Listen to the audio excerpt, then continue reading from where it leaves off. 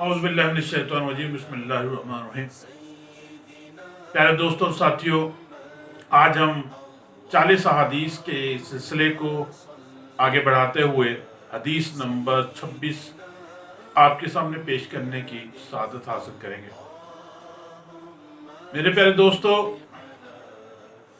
اس سے پہلے کہ آپ کے سامنے حدیث پیش کروں، آپ سے گزارش ہے کہ ہمارے اس چینل کو سبسکرائب کر دیں اور بیل کے بٹن پر کلک کر دیں تاکہ آئندہ آپ کو ہماری یہ ویڈیوز ملتی رہیں۔ قال رسول اللہ صلی اللہ علیہ وآلہ وسلم خیرکم من تعلم القرآن وعلمہ۔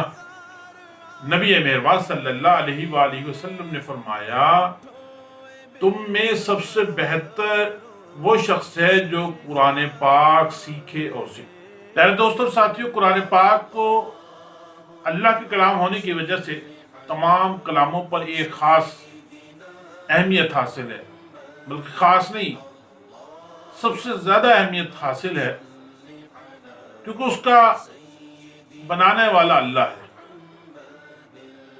اور وہ جو اللہ سب سے اعلیٰ ہے،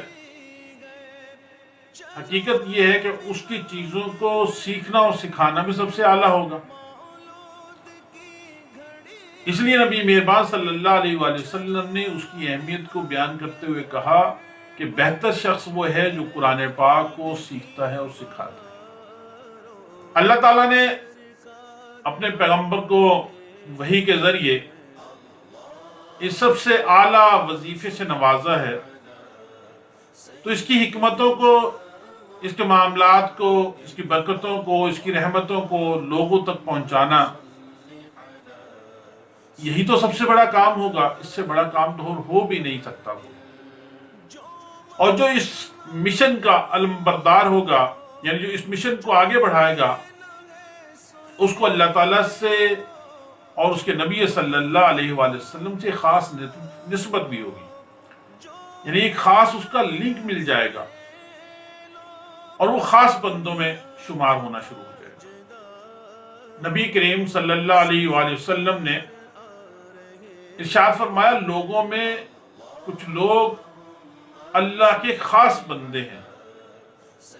صحابہ کرام نے پوچھا کہ اللہ کے رسول صلی اللہ علیہ وآلہ وسلم وہ کون لوگ ہیں؟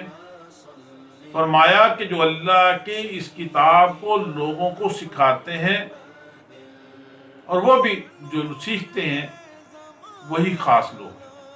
نبی مہربان صلی اللہ علیہ وآلہ وسلم نے فرمایا، قرآن پاک کو پڑھا کرو، یہ قیامت کے دن تمہاری شفاعت کرے گا۔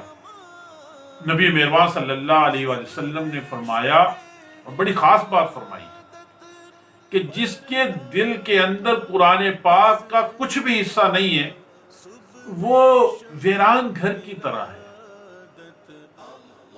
یعنی وہ اجڑا ہوا گھر ہے، اجڑا ہوا دل ہے، اجڑا ہوا انسان ہے، اس کے پاس کچھ نہیں ہے۔ اور اجڑے ہوئے گھر میں کون جاتا ہے؟ کوئی بھی نہیں جاتا، ڈر ہوتا ہے، خوف ہوتا ہے۔ تو اس لیے میرے پیارے دوستوں، بہنوں، بھائیوں، مسلمانوں، ہمیں اس قرآن پاک کو سیکھنا ہے، سکھانا ہے۔ ہمارے پاس کوئی ایک آیت، ایک اس کا لفظ اگر ہمیں معلوم ہے تو اس کو لوگوں تک پہنچانا ہم پر فرض ہے۔ یہ قرآن پاک کا سیکھنا، سکھانا ہمارے لیے آخرت میں بھلائی کا سرچشمہ ہے۔ دنیا کے اندر بھی اس انسان کی عزت بڑھتی ہے جو کچھ سکھا دیتا ہے، اور پھر قرآن پاک کا سکھانا، یہ تو کہیں اعلیٰ ہے، کہیں عرفہ ہے۔ بس میرے مسلمان بھائیوں بہنوں، ہمیں کوشش کرنی ہوگی کہ ہم اس قرآن پاک کو لوگوں کو سکھا دیں، جو ہمیں آتا ہے، جتنا آتا ہے۔ اگر یہ نہیں کر سکتے تو کم از کم یہ تو ضرور کر لیں کہ ہم قرآن پاک کو سیکھنا شروع کر دیں، کیونکہ سیکھنا بھی اتنا ہی ضروری ہے جتنا سکھانا ضروری ہے۔ اللہ تعالیٰ سے دعا ہے کہ اللہ تعالیٰ ہمیں ان دونوں میں سے کسی ایک میں لازمی کر دے، یا تو سکھانے والوں میں کر دے یا سیکھنے والوں میں کر دے۔ وآخر دعوانا الحمدللہ رب العالمین۔